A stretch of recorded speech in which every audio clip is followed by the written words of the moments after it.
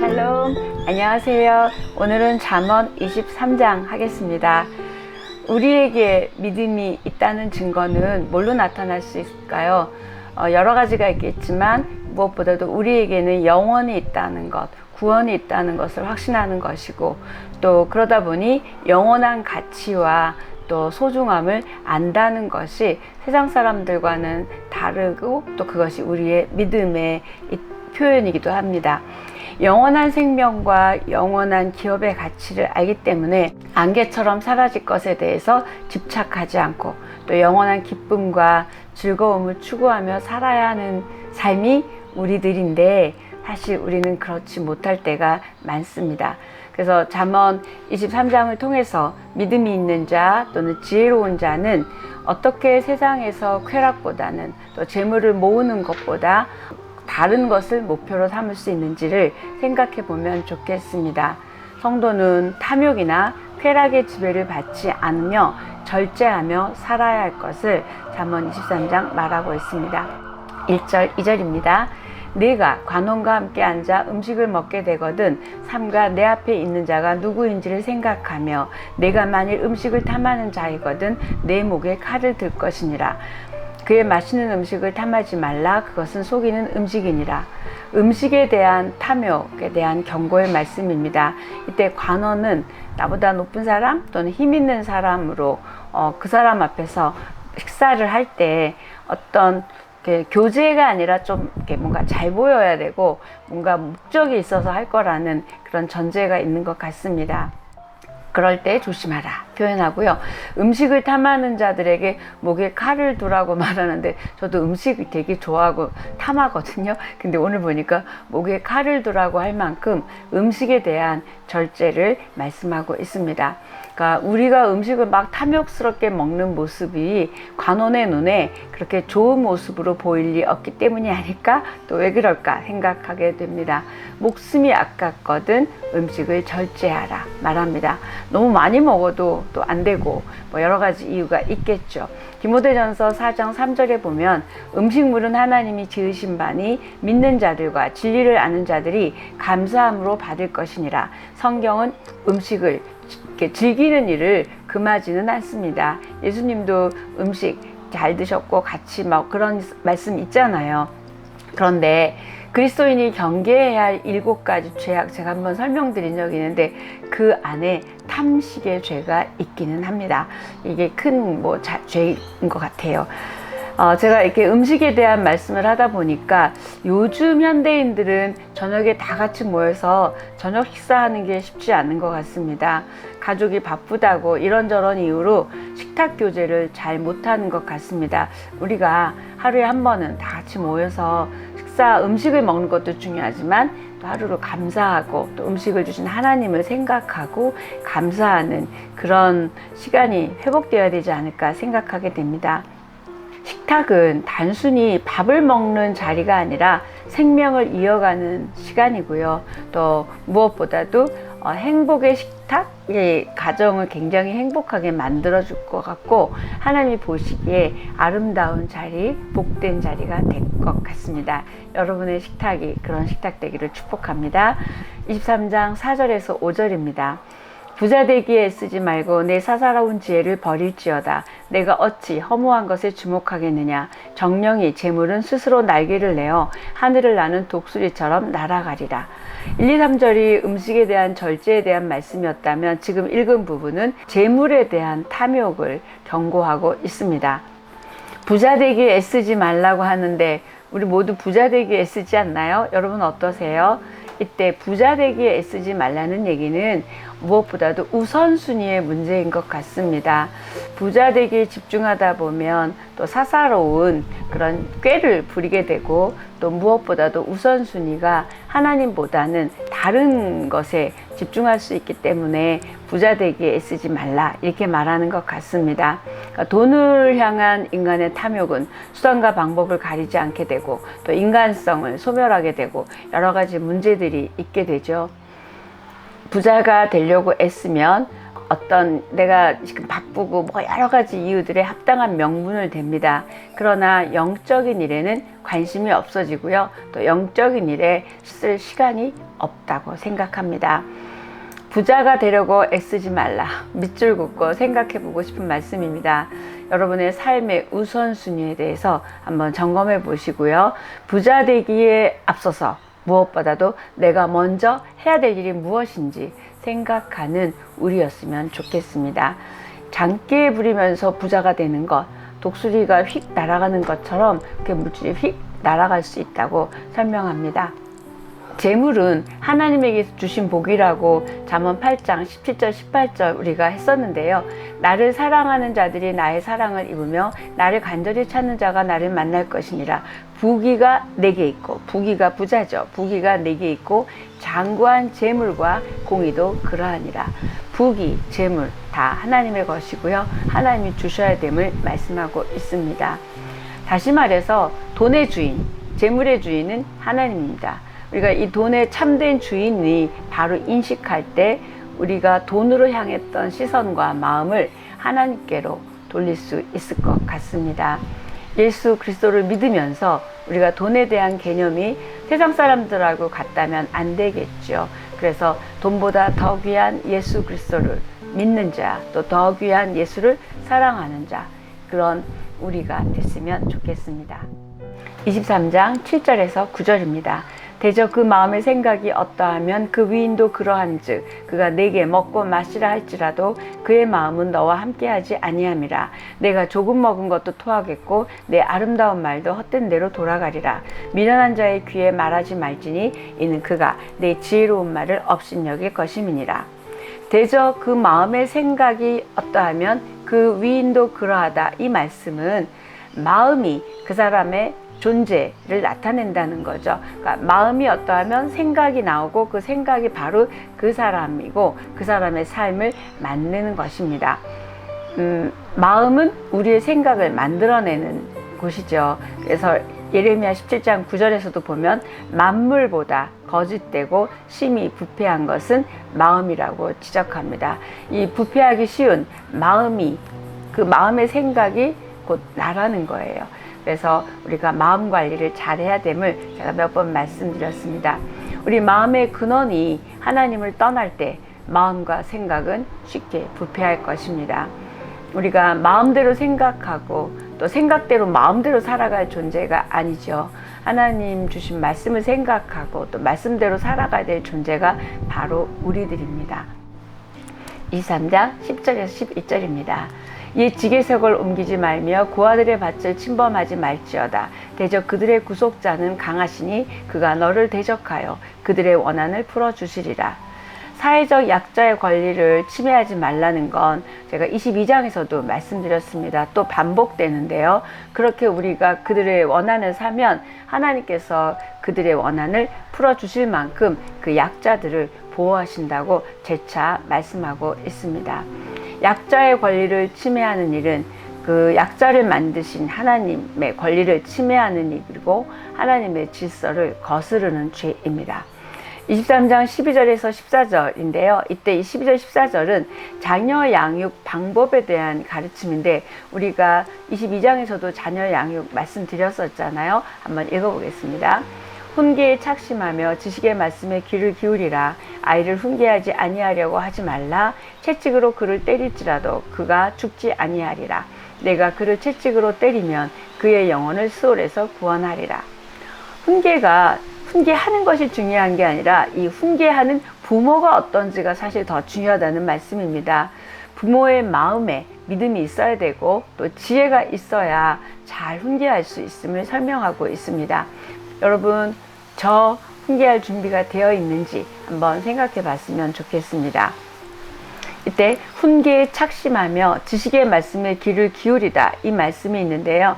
그러니까 훈계하는 것에 너의 마음을 두고 무엇보다도 너 안에 지식의 말씀이 들리게 해라. 네가 그 들린 말씀을 가지고 훈계해야지 네 안에 말씀이 없는 걸 가지고 훈계해서는 안 된다는 것을 설명하고 있습니다. 우리 부모들은 자녀들에게 사실 좋은 것, 많은 것을 주려고 합니다. 그런데 정말 중요한 신앙 교육은 잘 하지 않을 때도 있는 것 같습니다.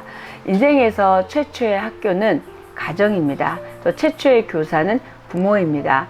이렇게 최초의 학교, 최초의 교사가 무엇을 가르치느냐에 따라 그 아이의 장래와 또 미래는 달라질 것을 오늘 설명하고 있습니다. 부모가 자녀의 잘못을 바로잡기 위해서 매를 드는 것은 그의 영혼을 스올에서 건져내는 것이라고 합니다. 다시 말해서 그 영혼을 지옥에 가지 않게 하는 역할을 한다는 말씀입니다. 사사기 2장 10절에 이런 말씀이 있습니다. 그 후에 일어난 다른 세대는 여호와를 알지 못하며 여호와께서 이스라엘을 위하여 행하신 일도 알지 못하였더라. 이렇게 있어요. 이 말은 뭐죠? 왜 이런 일이 일어났을까요? 부모들이 가르치지 않았고 전하지 않았기 때문에 은혜가 단절된 것입니다. 하나님의 말씀이, 하나님의 하신 역사가, 그 은혜가 단절되어서 자녀들이 보고 듣고 배운 것이 없는 거예요. 이게 누구 책임이죠? 부모 책임입니다. 유혹과 시험으로 가득 찬 이 세상에서 우리 자녀들이 하나님의 사람으로 잘 살아가기 위해서는 우리가 하나님의 지혜와 하나님의 말씀을 가르쳐 줘야 되고, 그것 없이는 우리 자녀들이 이 험난한 세대 가운데 믿음으로 승리할 수 없다는 것입니다. 여러분, 무엇을 가르치고 무엇을 훈계해야 할지 다시 한번 하나님께 묻고 기도하는 우리였으면 좋겠습니다. 23장 17절 18절입니다. 내 마음으로 죄인의 형통을 부러워하지 말고 항상 여호와를 경외하라. 정령이 내 장래가 있겠고 내 소망이 끊어지지 아니하리라. 내 아들아, 너는 듣고 지혜를 얻어 내 마음을 바른 길로 인도할지니라. 죄인의 형통을 부러워하지 말래요. 여러분, 세상 사람들이 너무 잘 되면 막 부럽잖아요. 우리는 하나님 앞에 기도하는데 왜 우린 잘 안 돼? 이런 생각 안 해본 사람 없을 것 같습니다. 그런데 하나님께서는 부러워하지 말라, 이렇게 명령을 하십니다. 이 명령은 뭘까요? 인생을 보다 영적인 시각으로, 더 넓은 시각으로 바라보면 여호와를 경외하는 자가 결국 미래가 있는 것이고 소망이 있는 것이고 더 나아가 승리가 있다는 말씀입니다. 정령이 내 장래가 있겠고, 미치 긋고 싶습니다. 이때 정령이란 말은 확실히, 반드시, 누가 뭐래도 내 미래가 있을 것이다 얘기합니다. 우리가 정직하게 하나님을 경외하며 믿음으로 살아간다면 반드시, 확실히 우리는 미래가 있고 소망이 있다고 약속해 주십니다. 하나님께서 우리의 미래를 책임져 주시고 이렇게 약속의 말씀을 주시니 우리가 지금 현재의 삶이 좀 어렵더라도 하나님께서 마침내 선한 길로, 풍성한 축복의 삶으로 인도해 주실 것이라고 믿습니다. 소망이 끊어지지 않을 것이라고 분명한 약속을 해주셨고 우리는 그 약속을 붙들고 나아가면 됩니다.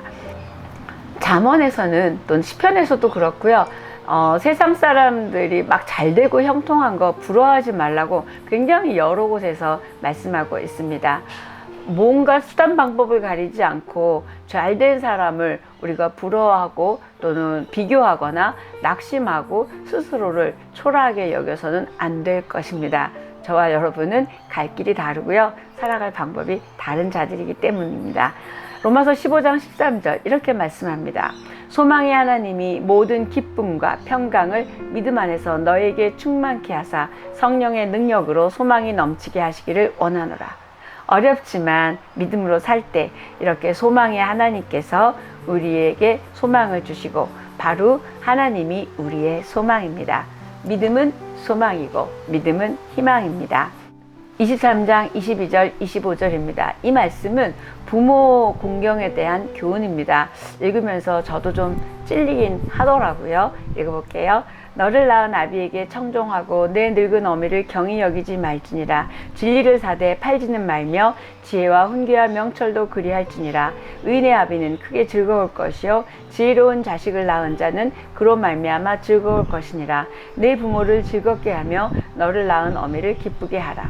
제가 왜 찔리냐면 여기 부모를 즐겁게 하며 기쁘게 하라 이 말씀이 저는 좀 걸려요.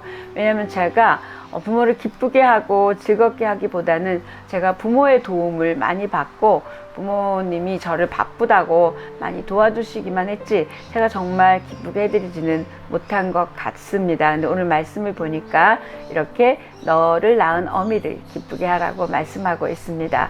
혹시 부모님이 살아계시다면 이 말씀대로 하십시오. 저는 두 분이 다 돌아가셨지만 정말 잘 못했던 것 같습니다. 또 읽다 보면 진리는 사되 팔지는 말라. 왜 진리를 사는 것도 좀 갸우뚱이고 진리를 어떻게 팔지 생각할 수 있습니다. 예수님이 밭에 감추인 보화를 비유하실 때 어떤 대가를 지불하고라도 하나님 나라의 진리를 말씀을 획득하는 것이 사는 것이 중요함을 말씀한 적 있습니다. 그런데 이때 진리를 팔지 마라 이 말은 뭘까요?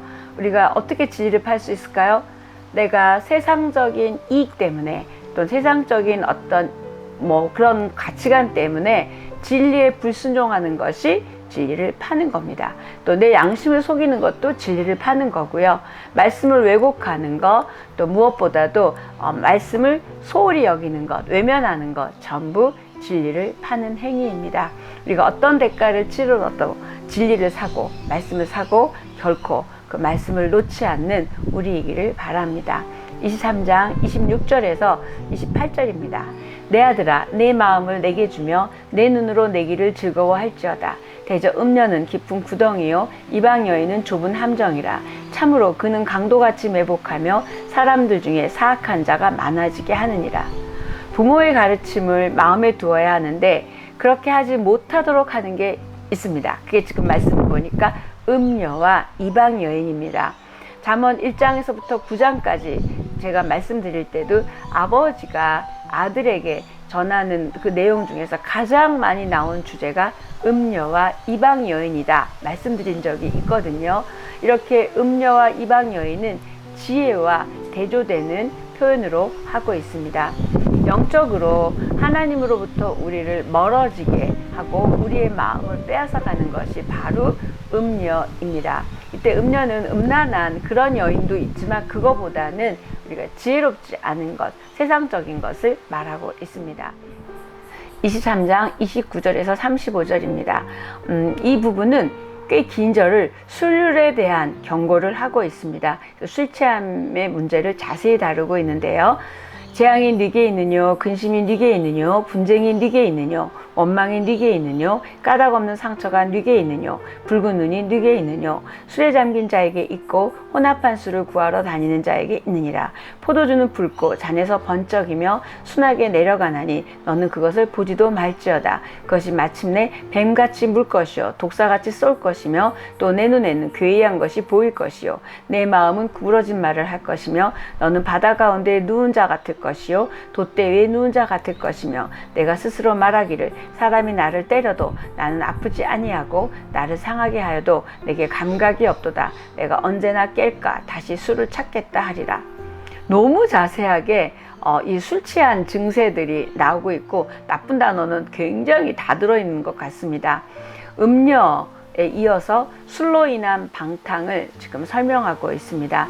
부모의 가르침을 따라가야 되는데 음녀, 이방 여인, 술 취함 이 세 가지, 다시 말하면 성적 타락과 술 취함이 거룩하게 살지 못하게 하고 영적으로 타락하게 만든다는 내용입니다.